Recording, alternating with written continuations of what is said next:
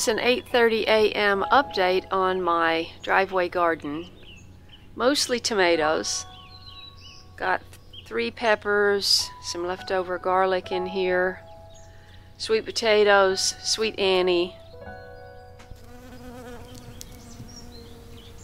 I just heard a bee, so hopefully they will discover all of these flowers.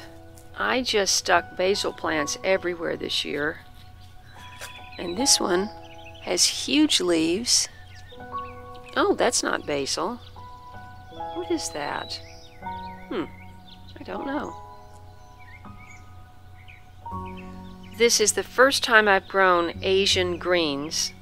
The seeds were given to me by a lady at the National Heirloom Expo, and just as soon as they came up, they started blooming. Now over here we have the...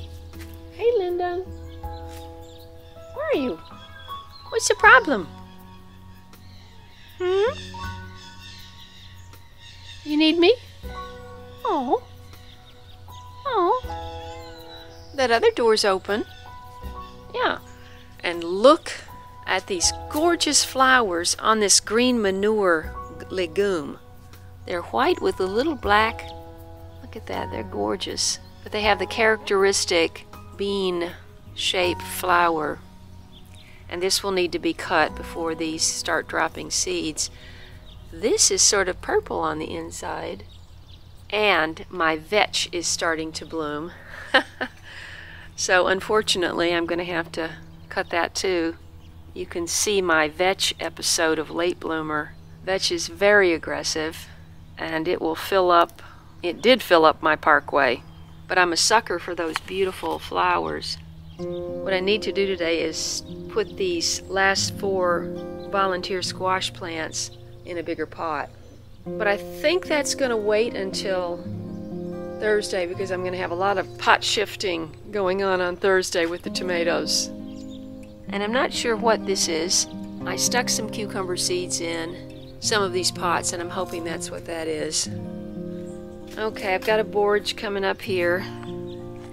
And I think that's another one of the cucumber seeds that I stuck in various pots. I sure hope so, because it's very late now and I can't start any more seeds. This is looking great. This is the black tepiduri. These seeds were from Sharon at Sharon's Natural Gardens. And they are racing up. It's a race up the trellis. This is my Molokai sweet potato, I think. Oh, and there's another. That's another cucumber plant from the seeds that I popped in. Here we have some more blight, so I'm going to take this one off. Otherwise, the leaf looks so good. These beans I planted a few weeks back, and they're the same thing, and hopefully there's a... Oh, I know that there was a tag in here. Oh, but it's not here now. Oh, yes it is. Worcester, so hard to say, Worcester Indian Red. Climbing. Can't wait. Those were also from Sharon's Natural Gardens. And I've got them snug against the wall because those little tender vines have to have a trellis to grab onto. You will notice I have a couple of tomatoes out here. You can see how I thought to have a little bit of a garden against this wall because the rest is totally in shade. This sweet Annie is actually blooming. The blooms are so tiny, but they're there and gorgeous and smell wonderful. It's funny, these beans are determined to run upwards, but if they go off the trellis and catch onto that tree, it's a lot harder for me to maintain them. So I took this vine, which was going straight up, and I moved it over here, moved it down here, and left it. And it says, nope, I'm going back up again. It wraps itself around itself and goes straight up, and then it's heading back up into the tree. Well, that's where the sun is. I don't blame it. Hi! You've never been out here before. What are you doing out here? She goes, I'm coming to get you, obviously.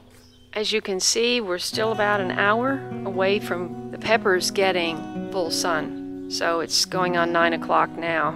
There's a lot of reflected light though.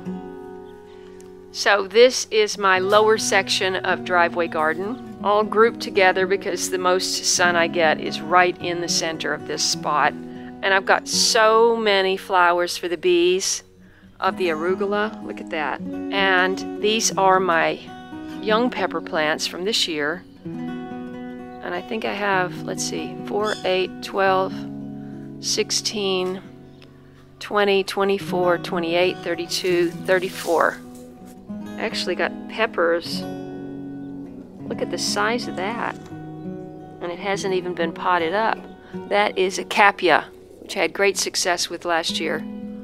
Some are greener than others, and quite a few are blooming. Look at this lovely thing. That's going to be a purple pepper. Purple pepper. Some of these are absolutely huge. And these big ones are all capia. It's interesting. Yes, most of the really big ones are capia. But I've got more. I've got a lot of varieties in here, and I can't wait. This Thursday is going to be the last big work day for a while, because I've got to concentrate on catching up all the videos from last year's travel. Oops, got some bad-looking leaves here. This plant is from last year. I've already taken off a pepper about that size to eat it, but there are 2 more down here. But I don't like the looks of this at all.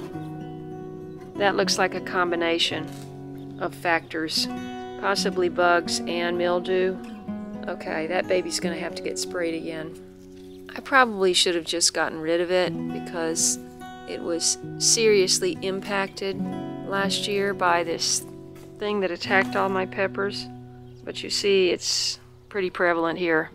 So my only hope is the inoculation with the soluble mycorrhizae last week will give it a boost of health and help it to fight off all this stuff.